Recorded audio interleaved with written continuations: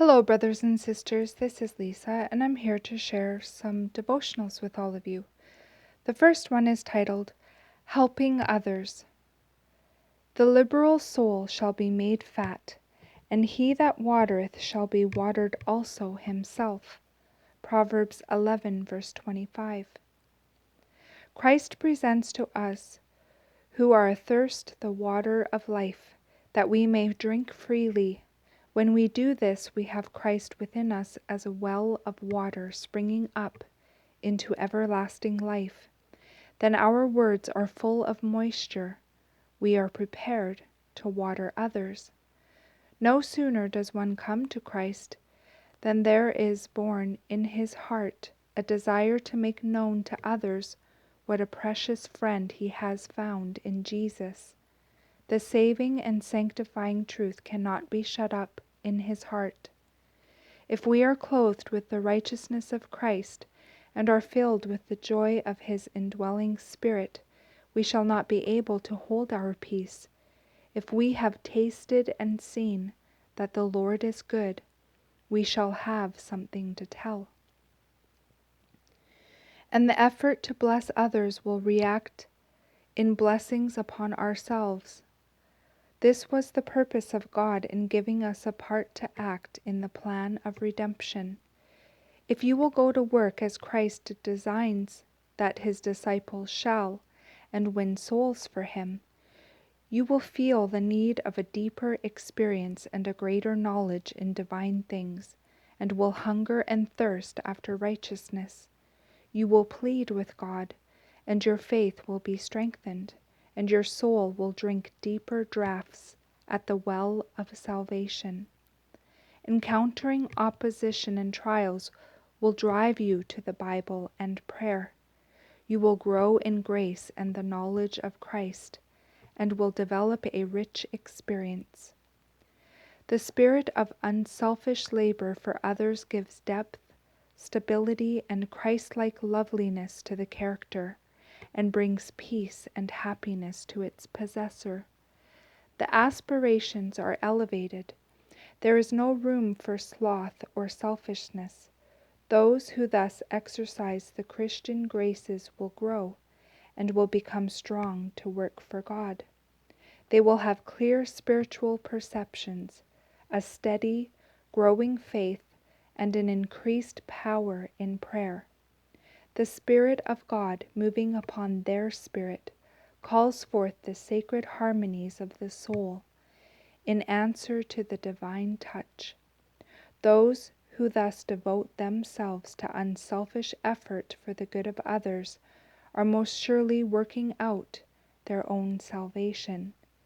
The only way to grow in grace is to engage, to the extent of our ability, in helping and blessing those who need the help we can give them. And that's the end of the first one, and the second one is titled, The Love of Christ. By this shall all men know that ye are my disciples, if ye have love one to another. John 13, verse 35. Though he was a Jew, Christ mingled with the Samaritans, setting at naught the Pharisaic customs of his nation. In face of their prejudices, he accepted the hospitality of this despised people.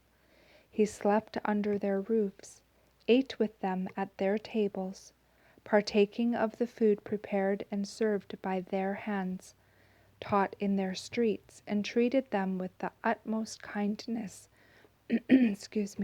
and courtesy. Jesus sat as an honored guest at the table of the publicans, by his sympathy and social kindliness, showing that he recognized the dignity of humanity, and men longed to become worthy of his confidence. Upon their thirsty souls his words fell with blessed, life-giving power. New impulses were awakened, and the possibility of a new life opened to these outcasts of society. The love of Christ mellows the heart and smooths all roughness from the disposition. Let us learn from him how to combine a high sense of purity and integrity, with sunniness of temperament. A kind, courteous Christian is the most powerful argument in favor of the gospel that can be produced. And that's the end of the second one. And the last one I'd like to share with you is titled, Minister to Others. Look not every man on his own things, but every man also on the things of others. Philippians 2, verse 4. As you go through life, you will meet with those whose lot is far from easy. Toil and deprivation with no hope for better things in the future make their burden very heavy. And when pain and sickness is added, the burden is almost greater than they can bear.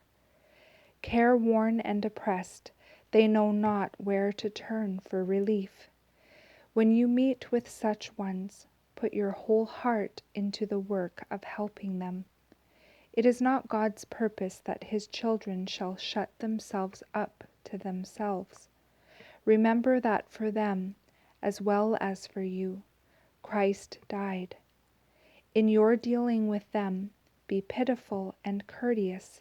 This will open the way for you to help them, to win their confidence, to inspire them with hope and courage. And that's the end of these devotionals. I pray you all have a beautiful day in the Lord. God bless each and every one of you, and I will see you either next video or in the air. Bye-bye.